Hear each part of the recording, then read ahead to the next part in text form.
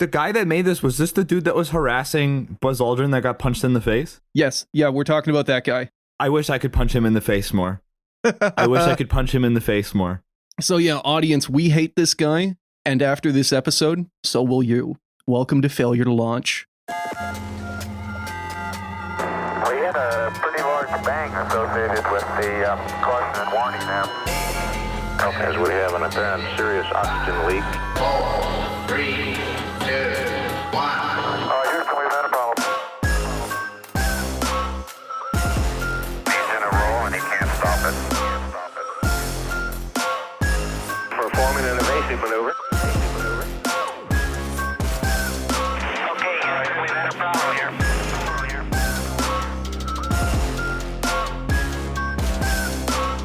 I think we need to do a little more all-weather testing.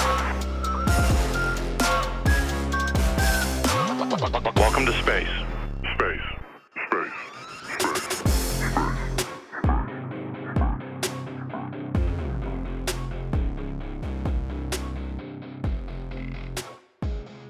Hello, listener, and welcome to Failure to Launch, the space history podcast where we take you through every mistake, failure, and explosion that made modern space exploration possible. We are your hosts, Quinn, he, him.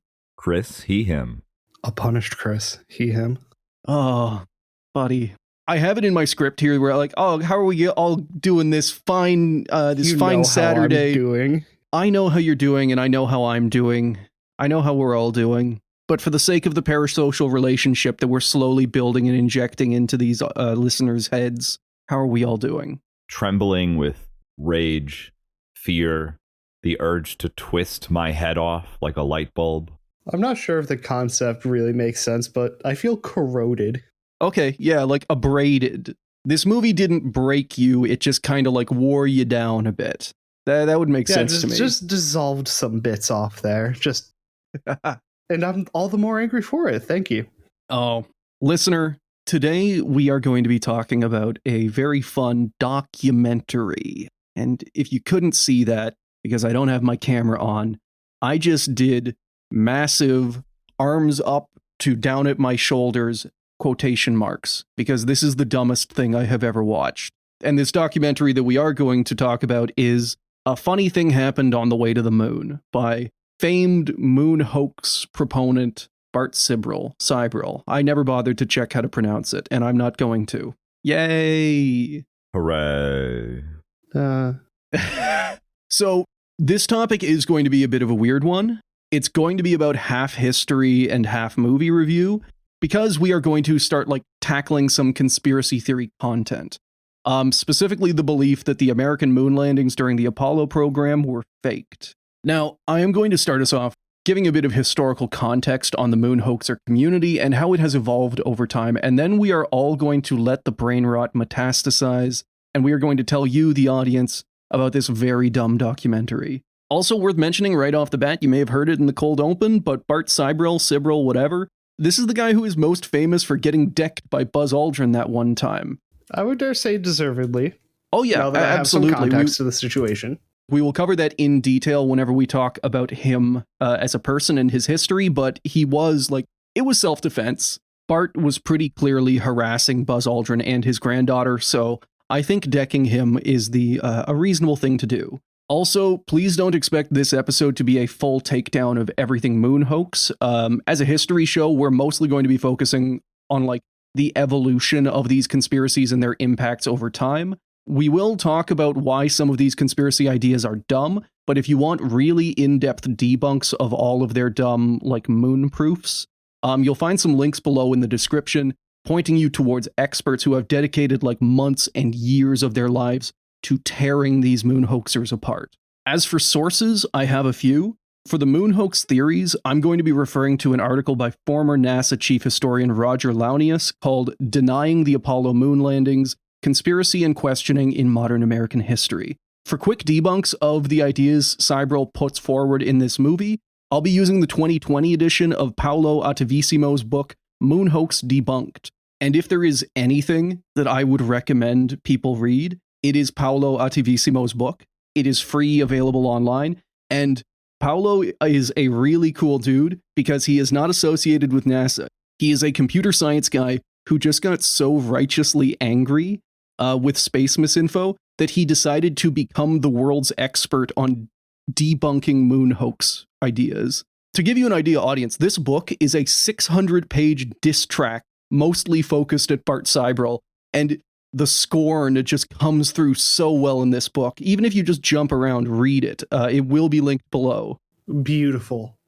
Every moment I have to continue stewing here, thinking about the fact that this man and his community exists is just... And they're growing. Yeah, because the internet is allowing all these weirdos to congregate virtually instead of physically, where they would have been isolated and where they can be punched, shunned from society, and could be punched for being wackadoodles. Just a little weird, right? Just some weird little guys. Now, speaking as the host of a podcast, I have no problem with weird little guys. I'll have you know that probably the vast majority of our audience is weird little guys. I myself, I believe, am a weird little guy at times. I fully respect and advocate for the WLG community. Bart Sibrel is not part of that community. He is a big dumb dipshit, a BDD we call them. Now, before getting into kind of the history of these early conspiracies, I did want to start us off with a quote from Roger Launius's article, and I believe he is quoting a separate expert here, someone who has studied the propagation and spread of conspiracy theories and how, regardless of what the starting ideas of a conspiracy theory are, over time they will tend to, it might be deliberate, it might just be because this is naturally, like evolutionarily, the best way that these ideas spread. He proposes that they take on and exist around like 4 basic ideas: dualism, scapegoating, demonization, and apocalypticism. So, quoting from Roger Launius's article, dualism is an overarching theme or metaframe in which people see the world as divided into forces of good and evil. Scapegoating is a process by which a person or group of people are wrongfully stereotyped as sharing negative traits and are singled out for blame for causing societal problems, while the primary source of the problems is overlooked or absolved of blame. Demonization, a process through which people target individuals or groups as the embodiment of evil, facilitates scapegoating. Even the most sincere and well-intentioned conspiracy theorists contribute to dangerous social dynamics of demonization and scapegoating. Apocalypticism, also a metaframe, involves the expectation that dramatic events are about to unfold during which a confrontation between good and evil will change the world forever and reveal hidden truths. Apocalyptic aggression occurs when scapegoats are targeted as enemies of the common good, and this can lead to discrimination and violent acts. And if any people who listen to Failure to Launch know of or listen to Knowledge Fight, then you, like me, will probably immediately just recognize all of that and go, oh, that's Alex. Admittedly, moon landing conspiracies don't quite get to that level. They do definitely contribute to some of that, but considering that the moon landing in question happened, decades ago, there doesn't tend to be the belief that like anything is going to happen soon. It's all, oh, we're uncovering some big conspiracy from decades ago. It does very much feel like an entryway drug, this video, just in general. Oh, like, yeah. It's just throwing enough mental chaff out and just hoping you latch onto something, and then the ending, when we get there, oh fucking boy. Yeah. I'm realizing now that the more that I think about it, that I do reflect upon this kind of stuff a lot, and I'm realizing that this doesn't have to serve any goal. There doesn't have to be like an overarching thing other than very loose tie-ins. The whole point of this is, okay, the government lied about the moon landing. There doesn't have to be a reason for it other than like, oh, the government wants to lie so that they can fleece you for tax money so that they can just pocket it. And that's the end of the story.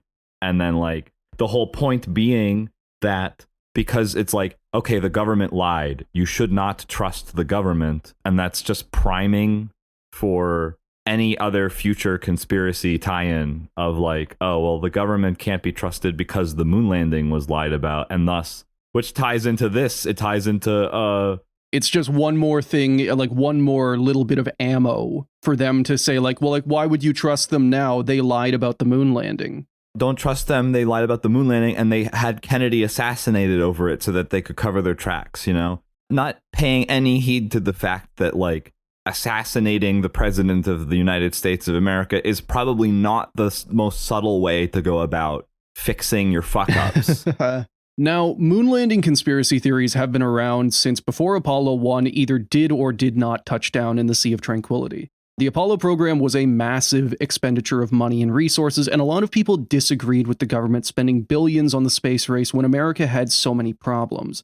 Though these people would often then disagree about what those problems were and where that money should be spent. For example, like social spending versus more money for Vietnam War. Disagreement and opposition to the Apollo program turned into conspiracism for some. So this idea kind of being like, if I can see how bad an idea Apollo is, NASA must as well. So they have to be doing this for some kind of ulterior motive. Though, to be clear, like, I do think there was a lot of real and good criticism of the Apollo program and a lot of space exploration in general as to, like, resource and funding allocation. That millions and billions were spent whenever that money could have been used in other ways. When Apollo 11 did land on the moon in 1969 and images were broadcast back to hundreds of millions of people, skepticism went through the roof. It's important to mention, though, that this wasn't the organized conspiracy community that would develop over the decades and that we know today.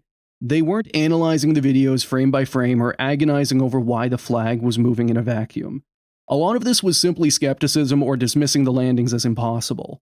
For example, Bill Clinton described in his autobiography talking with a local carpenter about a month after Apollo 11. Quote, "The old carpenter asked me if I really believed it happened. I said sure, I saw it on television. He disagreed. He said that he didn't believe it for a minute and that them television fellers could make things look real that weren't. So to give you kind of, it's more of just kind of like, yeah, you know, I don't think that happened kind of thing. I will say at the same time, Bill Clinton saying it happened because I saw it on TV is also like wildly bad thinking too.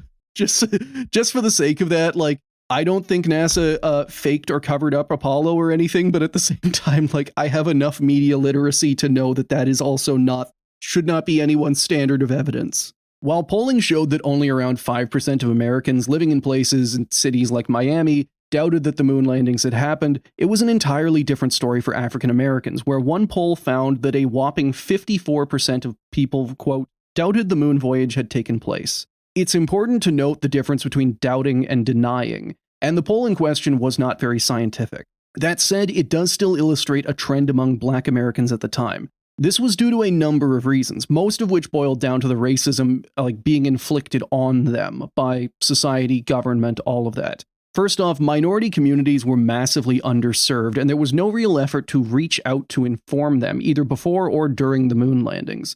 You know, like all of this educational outreach, all of these ways of showing like, hey, we, America, are going to the moon, that was not extended out to a lot of minority communities. So Gil Scott-Heron, a poet from Chicago, summed up the mood pretty well in his poem, Whitey on the Moon, which I'm going to read a few stanzas from. "The man just upped my rent last night, 'cause Whitey's on the moon. No hot water, no toilets, no lights, but Whitey's on the moon. Was all that money I made last year for Whitey on the moon? How come I ain't got no money here? Whitey's on the moon. You know, I just about had my fill of Whitey on the moon. I think I'll send these doctor bills, airmail special, to Whitey on the moon." Now, like I said earlier, people like Gil Scott-Heron were not doubting the moon landing. But if you have a group of people opposed to a thing, on the fringes of that group, you'll likely wind up with people who take it to 11 and like spin it into actual conspiracism. So you've got people who think that the Apollo program should not be eating up so much money because of various other things, like very real problems in these people's lives that they would prefer to see funding directed towards. And then on the outskirts of that big group, you have people who are like going to go nuts with it. Quote, "One of the most common assertions had been that in the latter 1960s, the US government was in disarray because of the debacle of the Vietnam War, the racial crisis in the cities, and social upheaval. The Apollo program proved an ideal positive distraction from this strife, a convenient conspiracy designed to obscure other issues. One story published in 1970 stated this belief as expressed by an African-American preacher, who said, 'It's all a deliberate effort to mask problems at home. The people are unhappy, and this takes their minds off the problems.'" So again, kind of giving a bit more of an idea of what people were thinking at the time. I personally, like, in just looking at that one quote, I think it overlooks how, or the assertion that, like, oh, this was to cover up the problems of the late 60s. The Apollo program started in 1958, and it was eating up money, like, in 1960. But still. Another common conspiracy at the time was that NASA had actually started the Apollo program with the real goal of landing on the moon, but they resorted to faking the landings whenever they fell behind and it looked like the Soviets would get there first. If that's not ridiculous to you right now, listener, it will be whenever we get to our Soviet manned lunar program episodes, because the Soviets were so far behind. No, you don't understand, Quinn. The narrator, she told me the Soviets were very advanced, far ahead of Americans. Authoritative British lady. They had so much more time and experience in space than the Americans. How could the Americans have possibly ever done it? Now, taken all together, the first moon hoax accusations were mostly driven by real criticism of the Apollo program and the belief that the government was running some kind of bread and circuses ruse to distract Americans from how bad things were. There was a core of grievance to these earliest doubts and accusations, but it wouldn't stay that way for long. The moon hoax narrative would mutate and branch off into the weird quasi-cult that exists today. Now, the first person to really make a career for himself out of denying the moon landings was Bill Kaysing. Kaysing was a journalist who'd spent a few years working in the PR department for Rocketdyne, the company who made the main engines for the Saturn V rockets used to launch Apollo missions. Starting in 1974 with a pamphlet titled "We Never Went to the Moon," Bill laid out his case. It was technical but not all that educated. Bill believed that NASA didn't have the technical ability to go to the moon, so they couldn't have gone to the moon, so them going to the moon was clearly faked. Nice, circular, and simple. The so-called evidence he laid out proving that NASA had faked the landings is pretty much the same thing people are still using today. He kind of set the groundwork for every single moon landing moon hoaxer person. They have not evolved the story all that much in the 50 years since. Things like, why is the flag moving if there's no air? Or how come I can't see stars in any of the moonwalk pictures? Or how do shadows work? What Bill Kaysing laid out was basically the eternal bread and butter of every moon hoaxer since.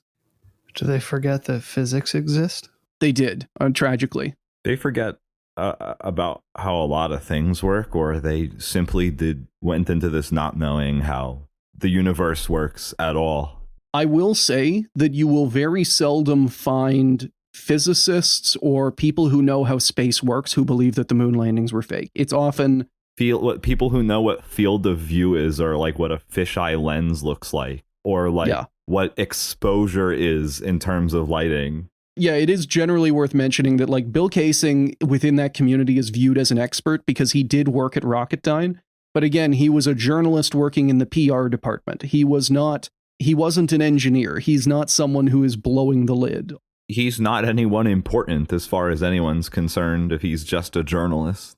Didn't you just love drawing angles for shadows for like 4 minutes?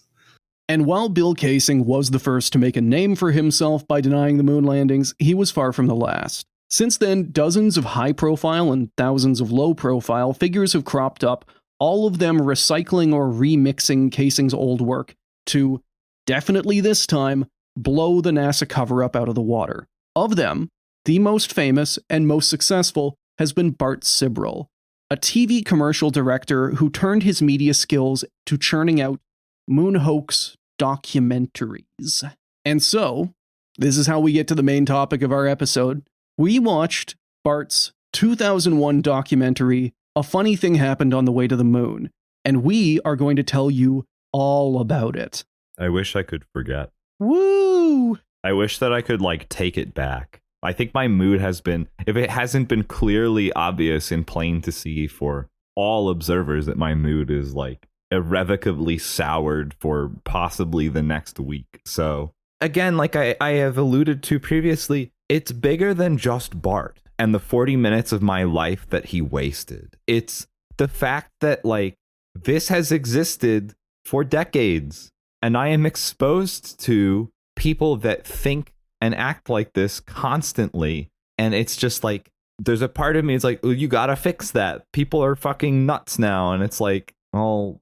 Yeah, and it is the understanding that this has only gotten worse. Like, whenever this came out, I was 5, and now polling of Moon Hoax belief is like way up. It was something like 1 in 6 people in the UK believe it now. It's way higher in the younger generation. And entirely in conjunction with other things. This is not a thing that is just consumed in a vacuum. If you believe in the Moon Hoax conspiracies, then you're likely to believe in other things, because that's just how conspiracy theories work. If one is good enough, then the rest of them are not dumb enough. There is not a threshold at which point you will stop thinking conspiratorially. Like, everything is related. Everything is linked together.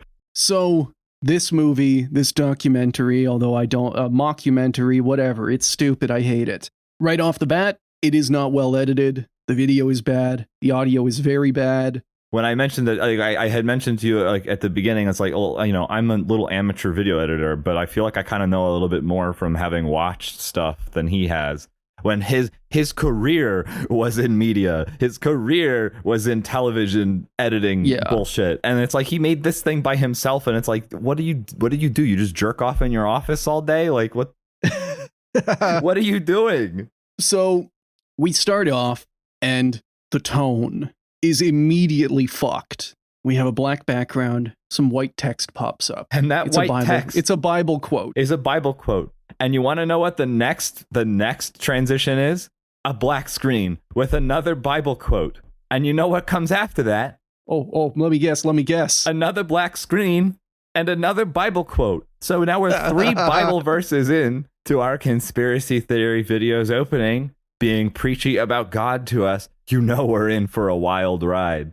We're gonna have a great time. And this is not just some like, oh, let's just put some pretentious ass quotes at the start. This is a key point of the story. So we start off, and the first history we get, the first example of historical things happening, it's talking about how the trespass against God was pride. We're talking about the Tower of Babel that definitely happened.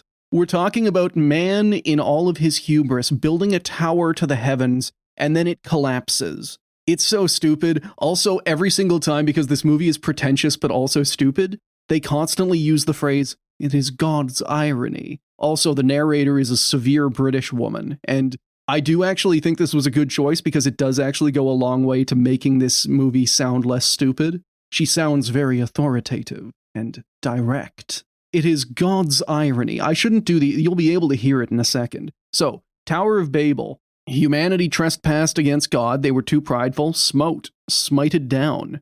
Titanic. The next thing. Too prideful. Smited, smote. And I actually have a quote for this. It was boasted to be the ship that God himself could not sink. It would be God's irony that the very element that was meant to keep it afloat would cause it to sink. Water, frozen water, in the form of an iceberg. Not even one voyage did it complete. Yes.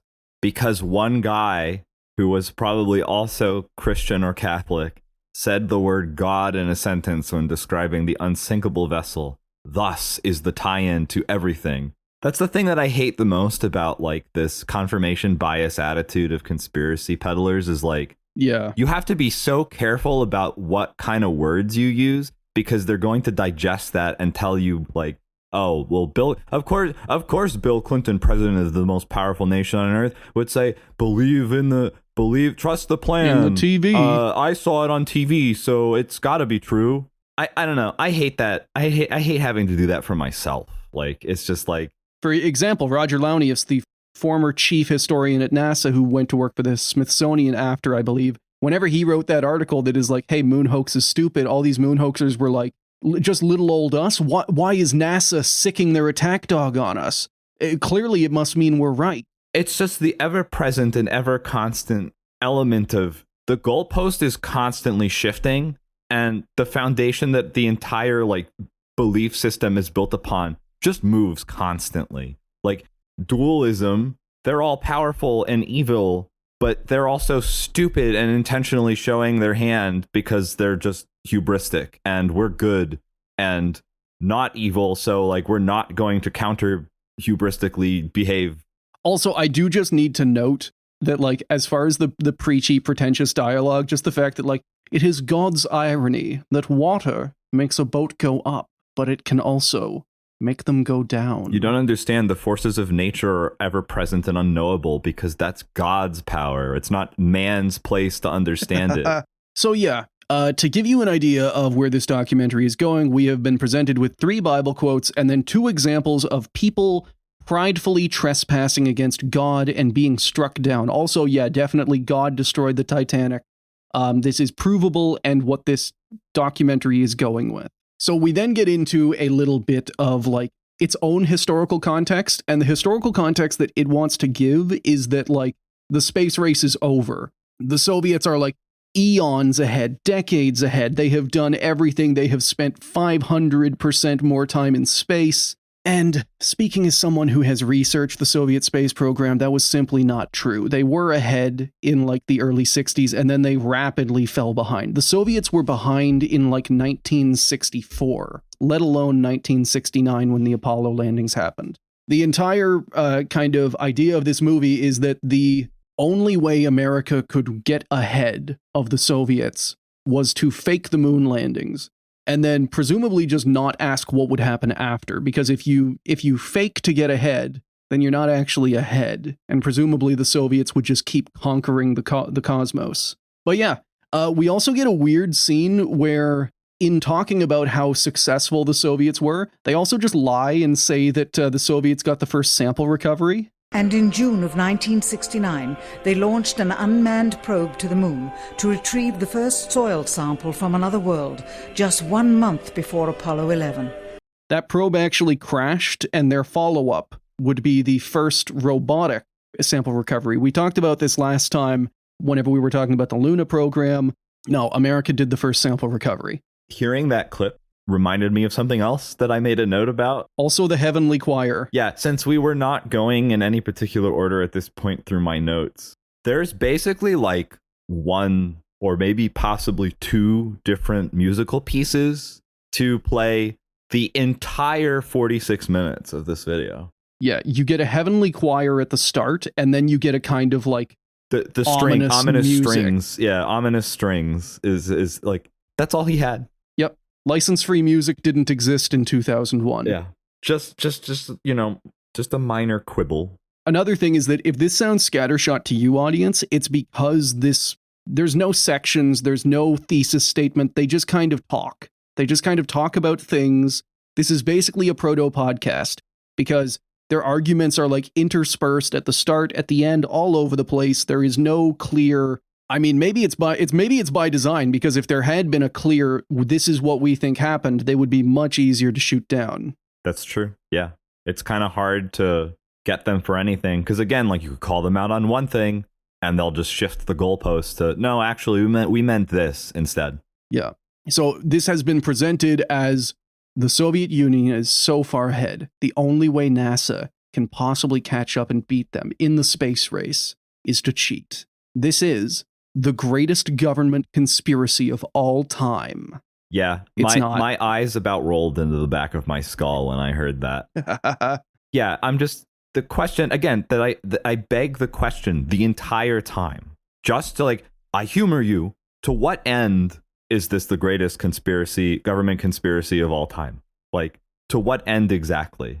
Because the only allusions that are made the entire time is, oh, well, it was expensive and the government was probably just pocketing the money. Very, very loosely defined, the government, by the way, that they would later go to kind of extrapolate on of like, oh, well, not everyone involved was actually a bad state actor. It was actually just like the higher ups in leadership that were actually also duping everybody below them so that they could steal their money or whatever. Like, this documentary is incredibly unclear about what it actually thinks the cause is. And among other things, like, I think it's better for the documentary, but the whole God and trespassing and pride stuff, that goes away. That never comes back for the rest of the documentary. Yeah, that's done now. This movie, to be very limitedly fair to it, it is not actually saying that the Apollo program was struck down by God. And I don't actually know why it brought that up, because they think the Apollo program never happened and was fake. So there was nothing to trespass. The goalposts are constantly shifting, and also they had to throw the God stuff in there at the beginning because I'm sure that Mr. Bart is a God-fearing red-blooded True American, patriot. true patriot, and he has to also get the evangelicals on his side. Not that he's actually like strategically planning any of this, because I'm sure that he doesn't have a thought in his mind outside of his baseless paranoias and his like self-centered patriotism. I'll counter that a little bit. I think that a guy who directed TV commercials, I think he does have the experience and the know-how of how to influence people. Like, and we'll see with his later documentaries whenever we get to those. We'll see whether he evolves with this, but I do think he is capable of doing manipulation and presenting his message in such a way that it will hit as many different conspiracy minds as possible. I don't like that you're countering me immediately by Sun Tzuing me. I want to be mad. I want to be. I don't want to think clearly. You can still be mad. You can be mad at a capable enemy. Yeah, you're telling me that I'm underestimating him potentially. I just want to straw man him and make him be a fucking moron. You know what? You're right. You know, I'm not gonna. I can admit, yeah, maybe he isn't a complete fucking idiot. But I mean, like at the same time, he believes in moon landing hoax stuff. So yeah, look at the hill he's standing on. Like he's stupid the way I think like Alex Jones is stupid. I think he is good at delivering a bad message, and I think that the underlying beliefs are just mind-numbingly stupid. So we are now into a actually really good intro that I love, and I hate that it's in this movie. The music slaps. It is Destination Moon by Dinah Washington. We also get it. If you have seen any of our newer videos on YouTube, and also we will be having more of those out, the new intro, it's a lot like that. It's rockets crashing. Yeah, I do promise I am working on them. I haven't forgotten them. I am working on them, listener. But yeah, it's a good intro. I like it. I dislike that they're using Destination Moon and Dinah Washington to propagate this fucking propaganda. I did skip that part. I watched it for a little bit. I'm like, I watched a little bit of it. Enough to know that they have good B-reel of rockets exploding in there. But like, I couldn't finish. I had to get out of there. So we now get to a kind of more historical context. So we get to clips of different historical figures, NASA officials, politicians, all of that, talking about how the US was behind in the space race and needed to get caught up. So like I said, they've got von Braun. They've got John. I was actually surprised at this. They've got John Bruce Meteris, the head of ABMA. They've got John F. Kennedy, they've got Eisenhower, all of them talking about how, like, we are in a space race and we want to win, and we're going to compete, and we're going to try and win. However, they've got ominous strings underneath it, and that makes it bad, evil. We then get another weird montage of, like, Apollo launch footage being interspersed with bad things. So, like, war, pollution, starvation. You'll just have, like, a 10-second clip of an Apollo launch, and then starvation, Apollo, war, Apollo, like an explosion, Apollo, Vietnam. Again, the levels of confirmation bias throughout this entire video are astounding. Like just the selective points of observation and like false equivalencies. It's just also like my note for this. Yeah, that specific sequence of just like rocket failure, starving African child, rocket failure, Vietnam protest. I just like, it's so pretentious, dude. Like, NASA rocket bad because the government could be spending the money on strife fixing. Also, like, for all of the Vietnam footage that it puts in here, this movie really doesn't seem to realize that NASA was getting its funding cut to pay for the Vietnam War, and that the Apollo program was shut down prematurely because of the Vietnam War. No, you don't understand. It was shut down because it failed. It shut down because we exposed them. Yes. Also, just pulse checking Chris. Sorry, other Chris. Are you alive, bud?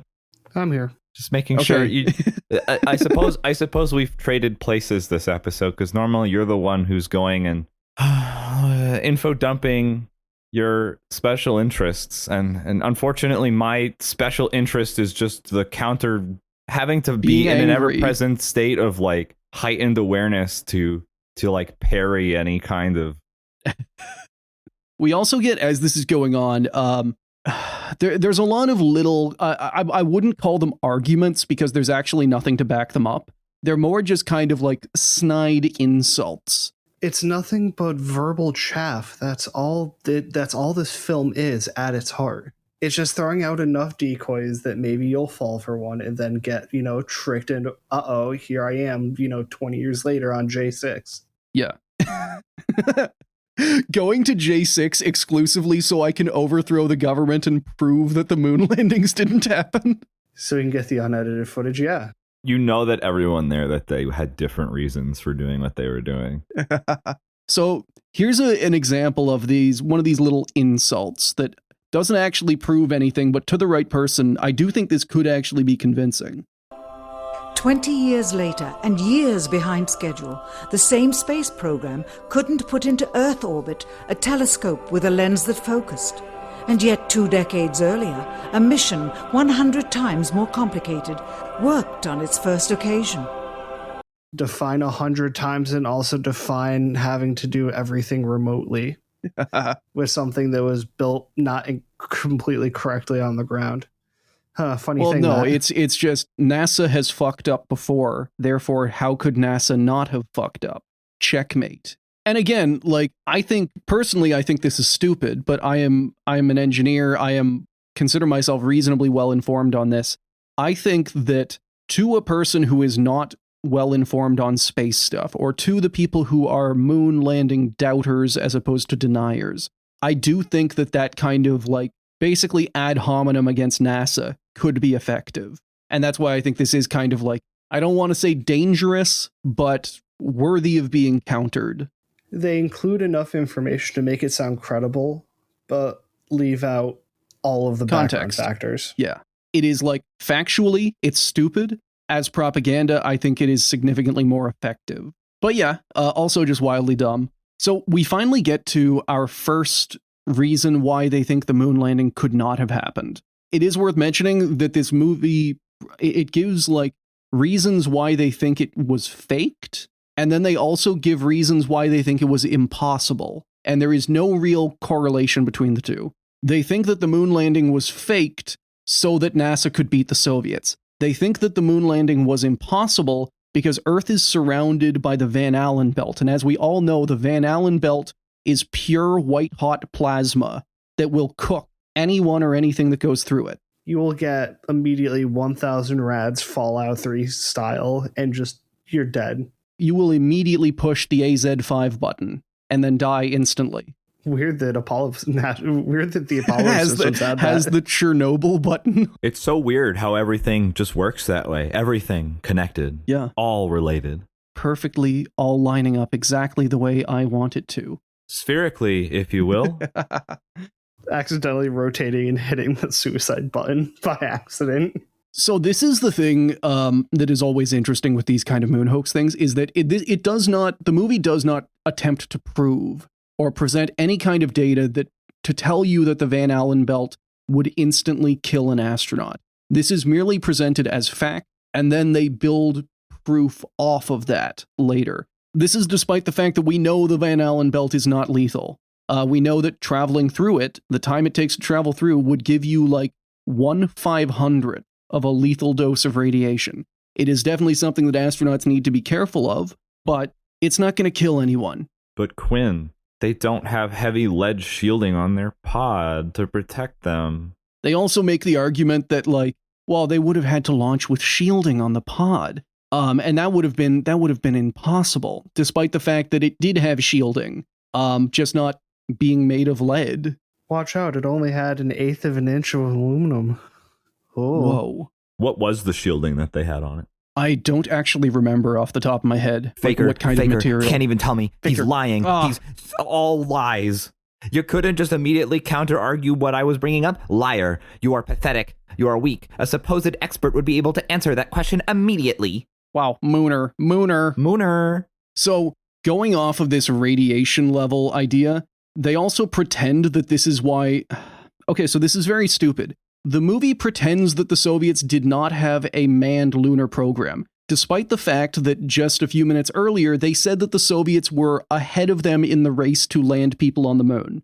So, the Soviets were simultaneously ahead, but they were also too smart to actually try the thing because they knew that it wouldn't work, because all humans are forever doomed to live on Earth, because God has Gods. placed the Van Allen belt to cook anyone. Yes. Yeah, again, dualism's back. We are simultaneously keeping these two thoughts spinning in our heads. NASA faked the moon landing in order to beat the Soviets, and the Soviets were too smart to even try because no one can go to the moon. It's impossible. So they pretend that the Soviets do not have a manned program. They pretend that the reason why the Soviets started off launching probes was because they knew that it would be impossible for humans to go out there, so they never bothered trying. This is despite the fact that, like, starting with probes is just naturally what every program does. It's why Sputnik launched before Yuri Gagarin. What I find very weird about this, as someone who has researched the Soviet space program, is that at no point do they put any skepticism towards the Soviets. The Soviets are presented as being, like, fucking galaxy-brained all the time, knowing exactly how space works. And they know, the Soviet Union knows that the Christian God has forbade humans from leaving our planet and is respecting that, goddammit. The godful Soviet Union. All of this belief system is just like a fractal of like man must be punished for their hubris because God exists and no one is greater than the Lord.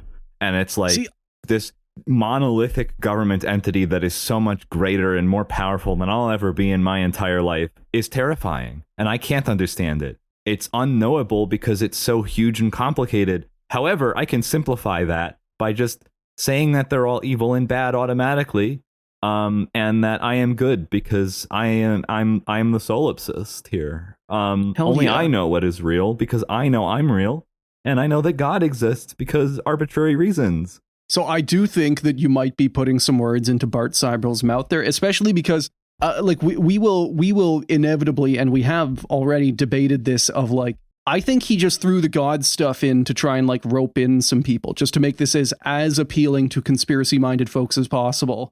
Okay, fine. Then I'm talking about those people. Okay, that's also fair. I can move the goalposts too. Yeah. I got baited. I got bait and switched. Get owned, Mooner. What's the matter? Gonna cry, liberal? Huh? You're gonna cry your liberal tears, Mooner? Can't believe that you don't believe in the Lord Jesus Christ. Yeah, the Lord Jesus Christ just doing what Nicholas Christophilos always wanted to do. Nicholas Christophilos, Christ, it's right there. Oh my God, we've blown this open. See, how many layers can we go down till you understand it's all circular? And you know what else is circular, Quinn? A sphere. And you know what a sphere is, Quinn? A balloon. To be flattened. No, it's a balloon, God. Quinn. And you know what a balloon does, Quinn? It ascends to the heavens. It goes as high as it can until it reaches the peak of the firmament, and then it goes back down again because God said, no, you can't go up. You can never go up, as a matter of fact. You are trapped down in God's kingdom. It's all related, Quinn. Don't you understand? It is God's irony that air can make you go up, but it can also make you go down.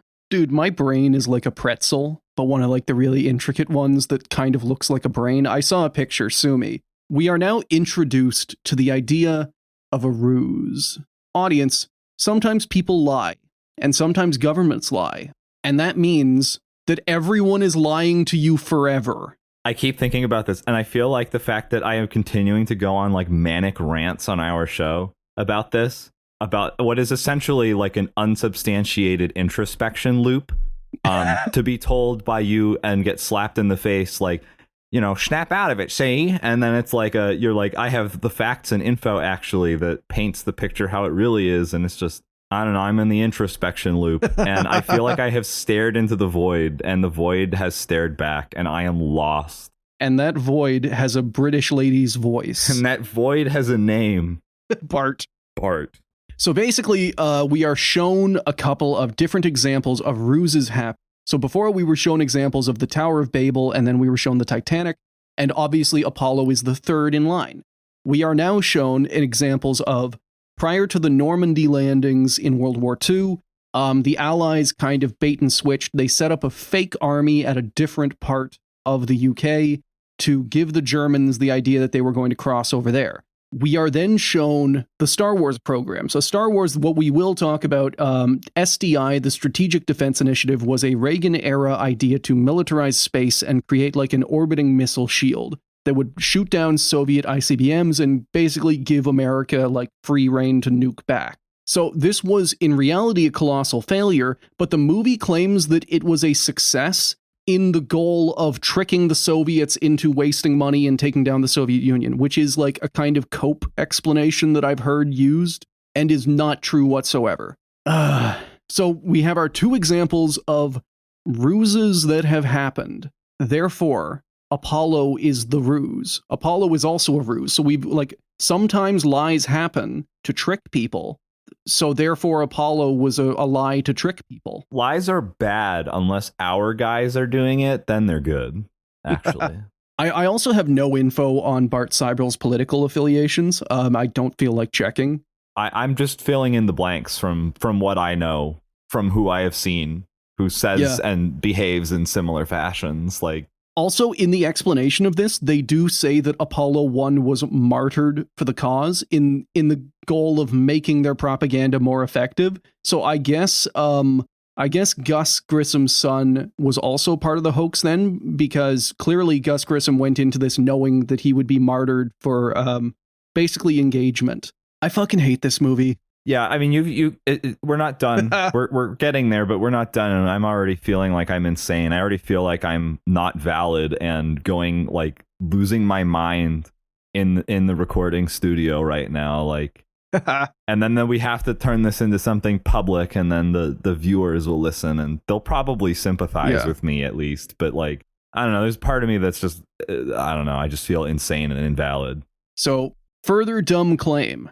They have said that it is easy to trick the public. They can just, put some stuff on TV and they'll believe it. They have to trick the Soviets.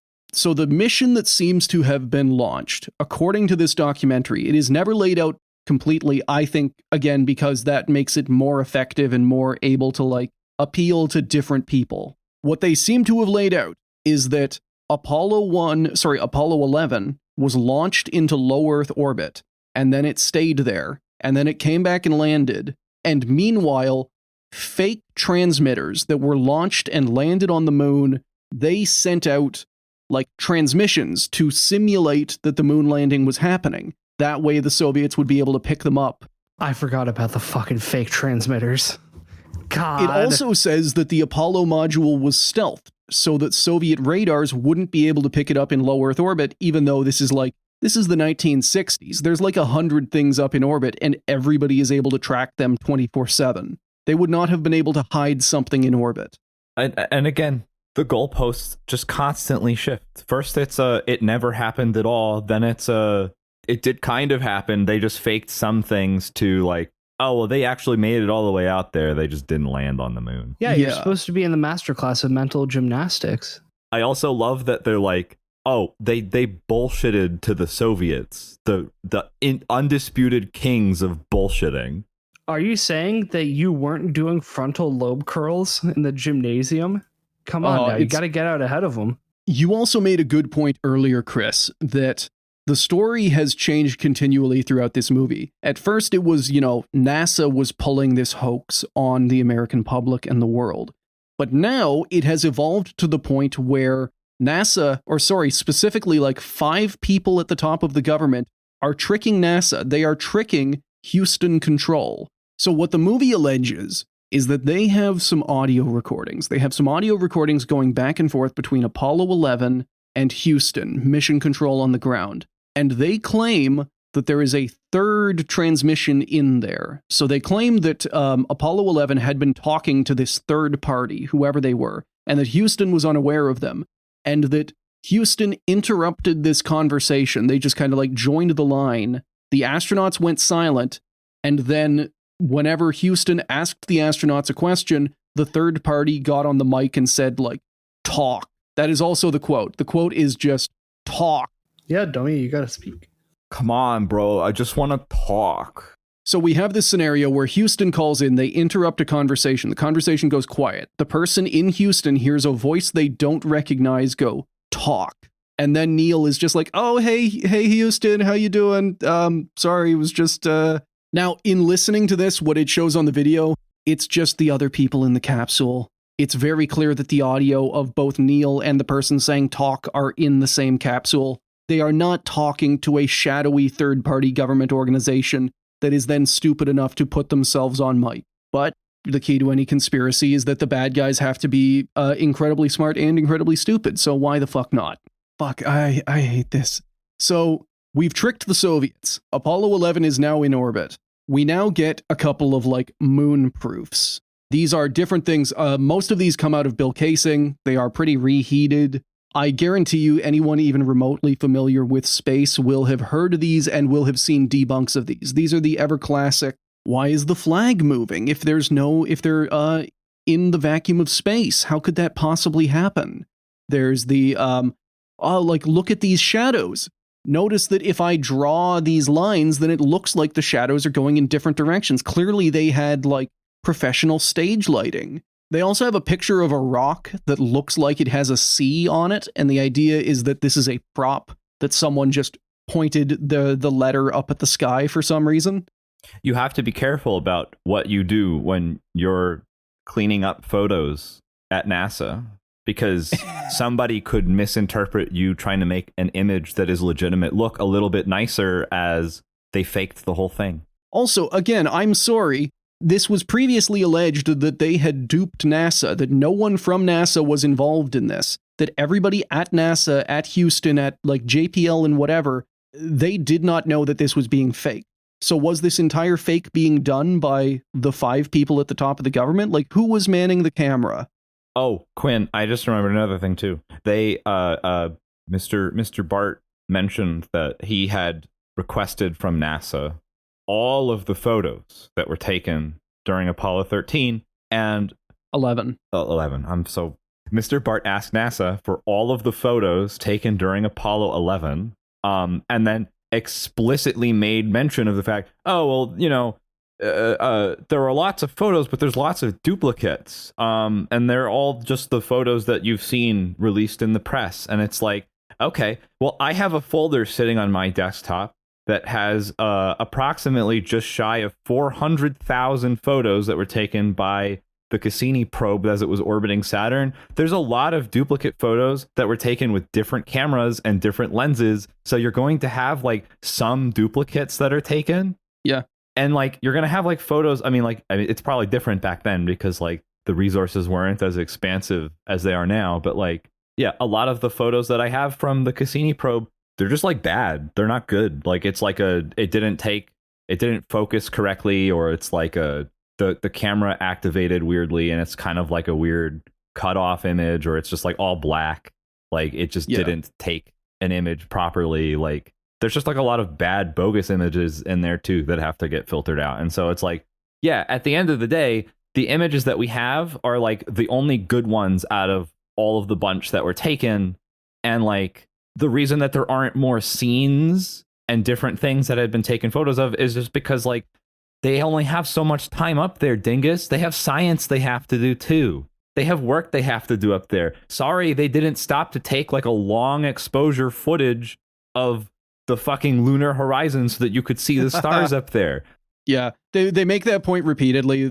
Well, yeah. If it was real, they would have had the foresight to know what kind of asinine fetch quest I'd want to send them on decades into the future. If they were real, they would have done that for me. So basically, audience, this movie is just slightly smart enough to know that some of the oldest Bill Casing moon proofs, whatever, have been thoroughly disproved. For example, one of the most famous is why can't you see the stars in the pictures of the moonwalk? And the same answer is why you can't see the stars whenever you look outside during a bright day. So the movie does acknowledge that. It acknowledges that, but it also says, well, they could have taken special pictures of the stars and they didn't. And that's suspicious. It makes the accusation that Neil Armstrong didn't waste time and go on a stargazing tour for 2 hours to get a bunch more pictures, and that this is suspicious somehow, as though he didn't have a job to do. This movie really wants to read a lot of dumb shit into Neil Armstrong's supposed actions or inactions. Later we're going to see look at that eye twitch. Clearly he's covering up for a decades-long government conspiracy. I'm stewing in this. And the fact that Chris isn't saying anything is also terrifying to me. But I am now thinking about flat earthers. And like, it's just like, at the end of the day, like a lot of this root cause analysis is like, some guy is a dingus and has a fundamental misunderstanding of how the universe works, has a mistrust in others and like people whose jobs are to be like educated and to understand these things. And they just like inherently mistrust them. And it's like, no, I don't think that gravity exists. I don't think that up or down is a thing. I think that the planet that we're living on is a pizza disk that's ascending at a certain speed that's keeping us rooted to the ground. That's just how it works. Never mind the fact that the sun and every other celestial body is a sphere. I will concede that, but I think that the Earth is flat, specifically. I think that the Earth is a disk. So you do have a good point there, where the root of a load of conspiracies, and specifically like Bill casing a lot of these moon landing hoax beliefs, it comes from two things. First of all, I want to know the answer to a thing I don't know. Second of all, anybody who tries to educate me and explain what the answer to that thing is lying to me and part of the conspiracy. I need to figure this out for myself. Oh, why can't you see the stars? NASA explains why you can't see the stars. NASA is lying to me. What are they trying to cover up? And this is why I have to go on my quote unquote do your own research crusade to find information online. And then I fail to do so until I discover a blog from a person who's just like me, who bullshitted all their information and then used that as my source. My confirmation bias is confirmed because I went out looking for information and found specifically what I was looking for. And I will disregard everything else because it doesn't fit the narrative. So we also get my personal favorite proof that this thing offers is that the pictures of the surface of the moon do not line up with a Norman Rockwell painting. So we are shown the pictures of the moon from the moonwalk, specifically the area underneath the Apollo lander. Wasn't scorched by the thrusters as it landed. Yes. But the Norman Rockwell painting has, whenever the rocket came down, it like scorched this like huge black patch all over the surface of the moon. And that didn't happen in real life, and it didn't happen in any of the Apollo landings. Therefore, they were fake, because Norman Rockwell's painting didn't line up with reality. And not having an engineering background or really knowing the specifics of how the lander worked, the reason that I imagine you don't have scorch marks on the lunar surface from landing is the thrusters are either not burning that closely or that hot, or you slowed the fuck down long before the point that you are near the ground that your thrusters are going to be doing that. It's also just because they blew the dust away. You don't have to make me look stupid, I know. I'm going insane. I'm coming apart at the seams. My brain is turning into like popcorn chicken. Dude, hell yeah. You know how delicious. like with vaping, there's like the popcorn lung thing that I don't know whether or not that's real, if it's just like a scare or is that actually a thing that happens. But like I that's have my no brain. idea. I have that's never what this vaped. video is doing to my brain. Like the little my folds are becoming foldier and my brain is just like popping like a bag of popcorn. I'm exiting this plane. I'm going away. Goodbye. Buddy, I know what will make you feel better. What will that be? More talking about pictures and this quote. All right. There is only one full-body picture of him on the moon, besides this ghostly reflection. This one, taken by an automatic camera mounted on the side of the lunar module. Perhaps he feared liability should the whole conundrum later become unraveled. So they're talking about Neil Armstrong. That is absolutely not true. And I just love the idea of like, why are there not enough pictures of Neil Armstrong on the moon? Because Neil was afraid. He was afraid of Bart Sibrel exposing him. So he asked that NASA not take pictures of him because he was afraid that the cover-up would be exposed. This is stupid. This is... And like, this isn't the last time this happens too. Like, this is going to continue happening. Like, Mr. Bart is going to continue making these comparisons. We've gone from Neil Armstrong is a complicit state actor to Neil Armstrong is a poor little meow meow who's being caught up in the manipulations of the grand scheme of... So it's at this point that we get our final proof. So they offer all kinds of little ones, but this is the one that they actually dwell on. And this documentary's claim to fame. The only way that it really diverges from Bill Casing's original 1974 Moon Hoax proofs. There is video from inside the Apollo 11 capsule that was taken at an altitude of, I believe, over 100,000 miles. I'm blanking on whether it was 100,000 or 150,000. So there is video inside the capsule. The capsule has a window. The astronauts point their cameras at the window and they take a picture of the Earth from far away. And in it, you can see the entire Earth. You can see continents, you can see weather formations, you can clearly see North America and then Africa. This is where the documentary gets its most stupid. Because remember, in the conception of this documentary, Apollo 11 never left low Earth orbit. It was not at an altitude of 100,000 miles. It was at an altitude of, maybe 100, like 200 if we're lucky. So what they propose, and if you are at that altitude, by the way, like if you're in low Earth orbit, the Earth is massive in your view. The entire half of the sky is just the Earth. What this documentary proposes is that instead of taking an entire picture really, really far away and showing the entire Earth, you're just seeing a tiny little chunk of the Earth. Like if you closed the window and if you made the window into like a pinhole camera and then a tiny little bit of the Earth shone through and then you took a picture of that. Now, theoretically, this would work. Like if you are in a spacecraft and you take a picture out the window and you cover the window in such a way that only a tiny bit of the Earth is showing, you would wind up with a picture of presumably just a small blue circle, that tiny little snapshot of the ocean or the ground, whatever continent. The only issue here is that in the picture from Apollo 11, you can clearly see that it is the entire Earth. You can see land, you can see water, you can see continents and weather formations. This is not something that you would be able to see if you were 70 miles up. They also make a weird claim because over the various Apollo missions, due to the nature of where the sun is and where the spacecraft is, you can see that the Earth is lit up. In the same way that the moon has phases, waning, waxing, all of that, the Earth is shown to have a kind of crescent of darkness where the Terminator is, where night is starting. And what the movie proposes, what the documentary proposes, what Bart proposes to explain that is that the astronauts put a sheet of paper over the window to kind of cut it off a little bit. And they just kind of nudge this paper around. And that's why the Earth looks like that. This is not true. I don't want this episode to be us going ridiculously into the weeds on disproving exactly why every little moon hoax, whatever, is untrue. I still highly recommend that people go to Paolo Attivissimo's work, and it's well searchable. You can find the different moon hoax proofs and read up about those. Suffice to say that the claim to fame to this documentary falls flat. They claim that they did little camera tricks whenever it is very clear from the photos they did not. I thought I would get energy out of talking about that. I didn't. It sapped me.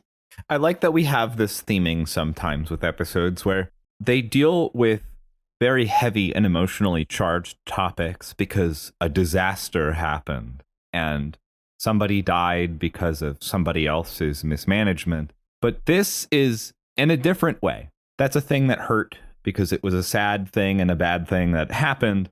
This is the same thing, except it's ongoing and we're currently having to live with this. So I guess it's difficult to talk about, and it's incredibly frustrating and just, I don't know, man, brain frying. So we have our moon proof. If you are the right kind of person, the person that this kind of movie is aimed at, you have now been solidly convinced that the moon landings did not happen. You might have weird ideas about why. It might be because they slammed into the firmament. It might be that they never tried. It might be to beat the Soviets. It might have been to make money. The movie, I think, does a good propaganda job of not nailing itself down. The only thing that it conclusively says is that Apollo 11 did launch into low Earth orbit. It says they didn't go to the moon and that they faked the actual moon landing part. Everything else, they are given vague little ideas here and there, but they don't nail themselves down.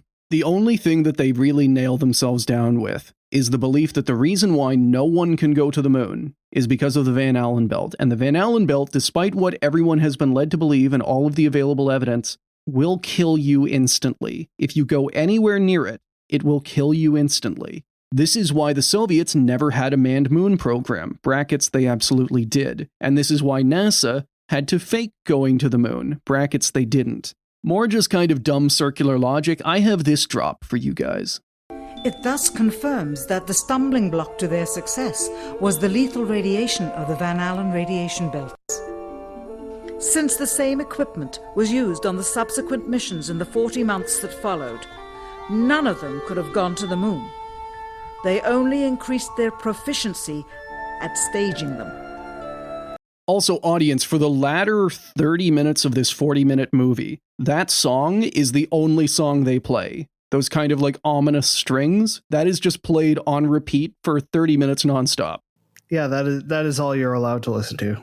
Also, if you are in the business, if you are making a business and a career out of distrusting NASA, why would you trust that they use the same equipment on Apollo 11 through 17? What if they improved stuff? Maybe on Apollo 15 onwards, they figured out lead shielding.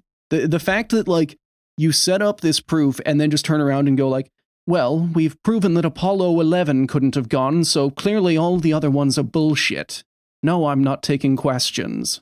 Their perception is just built upon no foundation, and it's just like this just shit Jenga tower of bullshit all the way up. Like, because to not continue building the world's most rickety Jenga tower in this instance is to deny everything that they have built the foundation of their existence upon. And that would basically be tantamount to suicide. They could not be anymore because they've built this entire, like, false reality. So what you're saying is that the conspiracy theory is just a Tower of Babel, and that if you start questioning it, that's like pulling bricks out of the bottom. I can't tell you how that was like morphine for me, that you gave me that just now. Taking the conspiracy's root premise and twisting it back in on itself in an Ouroboros of bullshit. I needed that. I'm glad I could provide it, and I hope it did the same for you, audience. So next time you encounter conspiracy stuff, just imagine yanking out that bottom Jenga rung. So congratulations, audience. We have now proved that not only could Apollo 11 not happen, but Apollo 12, 13, 14, 15, 16, 17, all of them could not have happened and didn't happen. However, that doesn't mean that they didn't still have to mix things up, because once Apollo 11 had been faked, and like we heard, they just got better at faking it, this is now a stage play. This is now a Broadway show, and that means we need to keep people excited, which is how we get to this. When some TV viewers of the second manned mission to the moon telephoned the networks complaining that reruns of I Love Lucy were being interrupted, it became clear that for the taxpayers, once was enough. But it wasn't enough for the government and contractors. Billions of dollars of pure profit went with each return. How coincidental that the following mission would have the element of life and death jeopardy. Apollo 13. I love the pure profit. Pure profit. Oh, yes, the pure profit of sending our one-of-a-kind device into space. For what it's worth, they do give us numbers. In modern dollars, the profit of the Apollo program, like two contractors, was about $9 billion in like today dollars, which is a lot. I will not deny that that is a huge amount.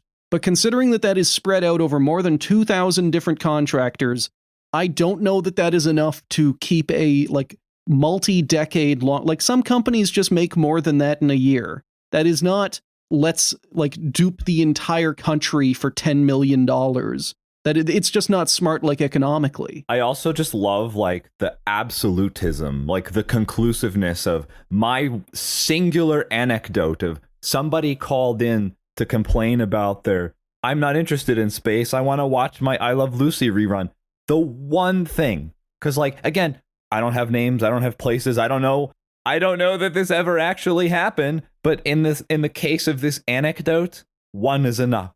And that's all that it took to convince everyone that nobody cares about space anymore. Yeah. Nobody cares about these moon landings. So the lack of enthusiasm means it was fake. That is a fair point. They offer no explanation. The only thing they say is that someone called in because someone complained about I Love Lucy. Take that, snowflake. Therefore, Apollo 13 was entirely faked in order to drum up interest, even though in the long run it actually hurt the Apollo program and people wanted to cancel it more. I'm just asking questions.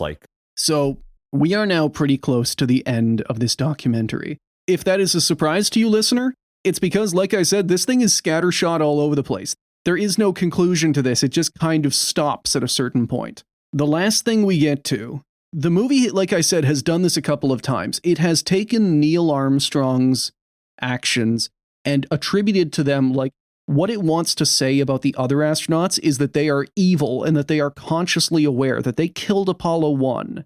Neil Armstrong, they think Neil Armstrong's kind of wavering. They know he's got some skeletons in his closet and they're trying to reach out to him.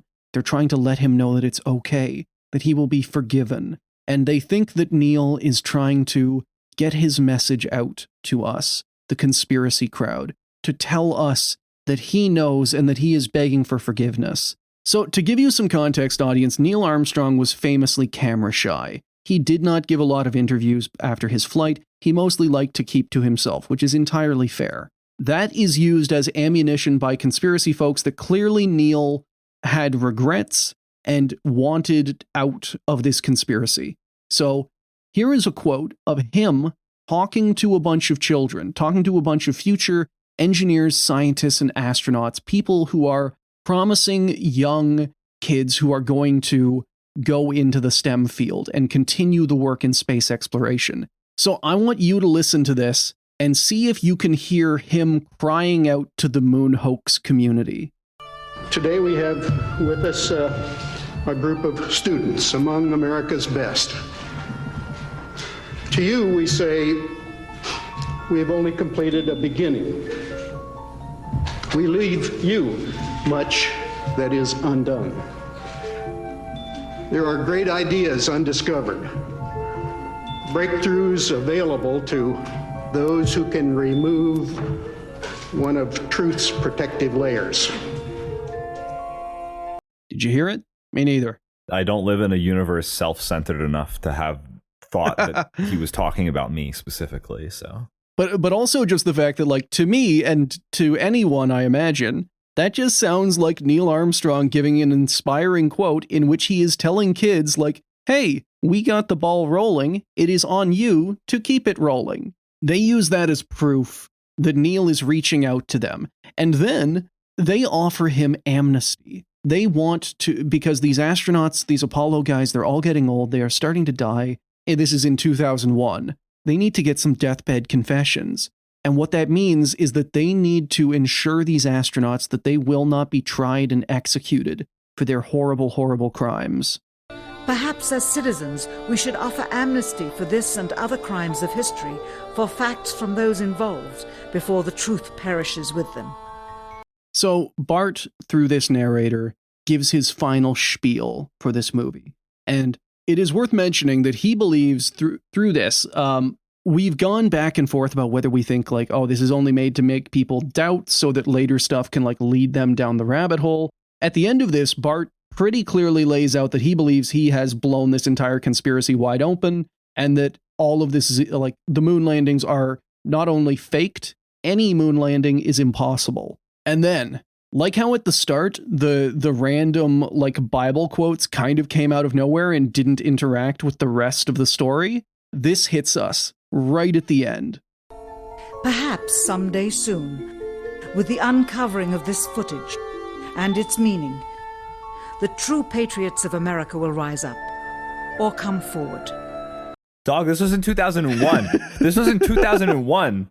Wait, Quinn, since this was in 2001, did he release this before or after 9/11 happened? Oh God, let me check. That's Alex, dude. This is just Alex. Like, this all goes back to him. Like, him and fucking, like, Rush Limbaugh or whatever. Like, these two motherfuckers are, like, directly responsible for this shit. I will tragically say it was released on January 18th of 2001. Dude, that's fantastic. That's even better. This is before, like, the entire population of the United States was, like, thralled by bloodlust for... This is something that I mentioned right before this episode, in that this has so many common dog whistles.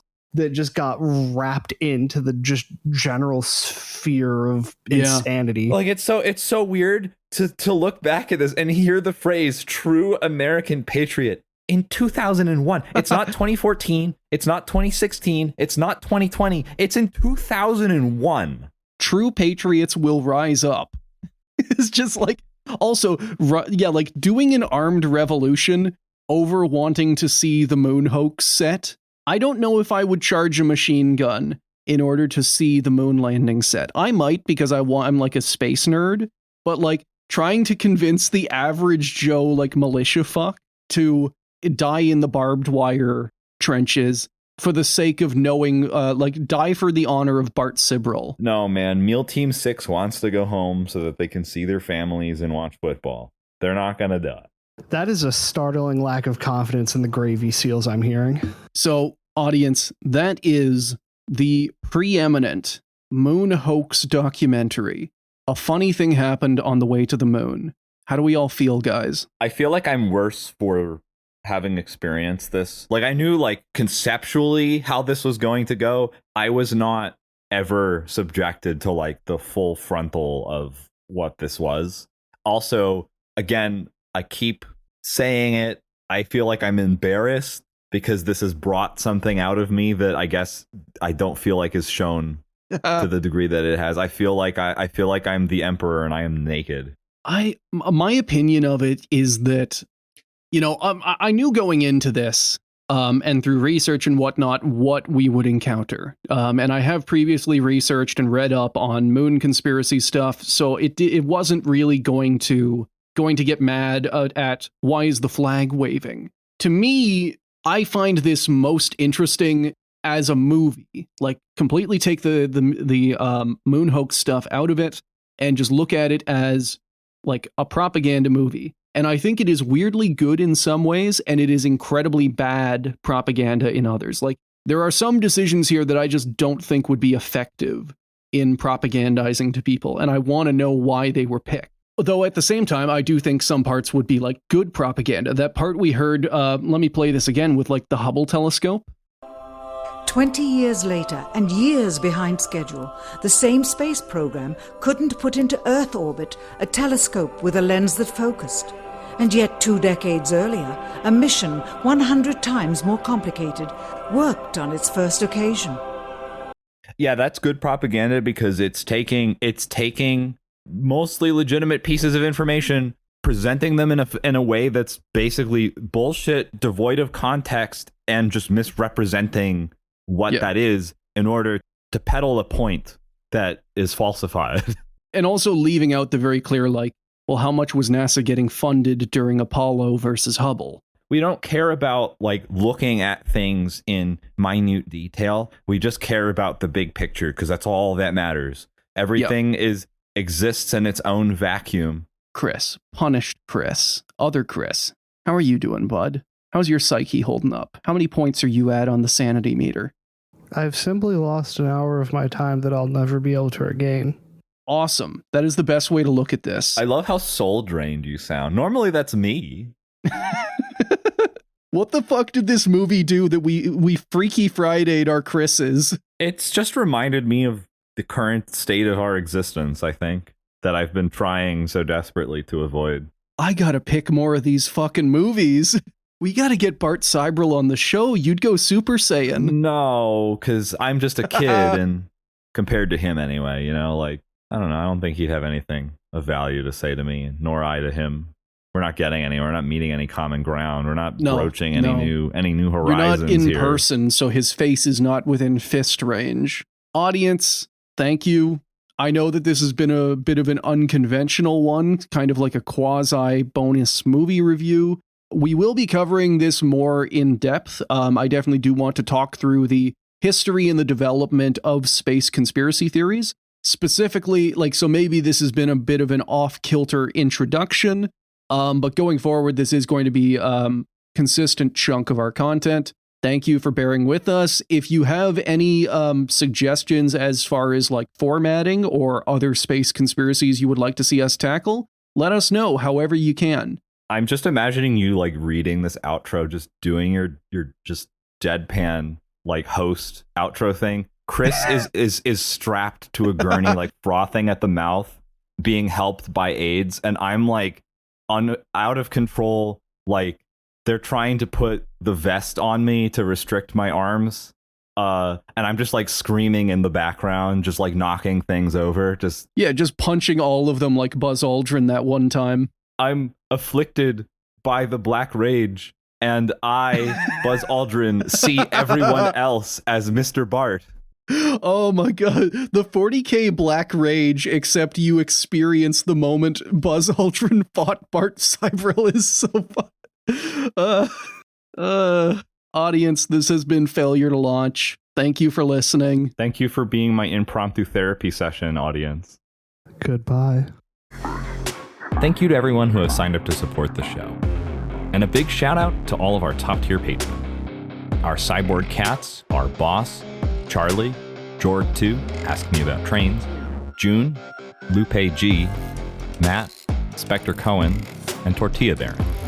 Our space dogs are A Union Thug, That Guy Is Best Guy, Angry Old Man Yada Yada, Band User, Ben L, Brandon M, Captain Lag, Daddy Bongo, Double Time, Fractal Moonlight, Furious Luddite, James A, Joe, John C, Lane of the Wired, Lens Wipe, Michael G, Nicholas S, Oliver, Sean H, Sensual Kazoo, Sean P, Sparks, Thomas M, Virosh T, Wingsmith, and Zim.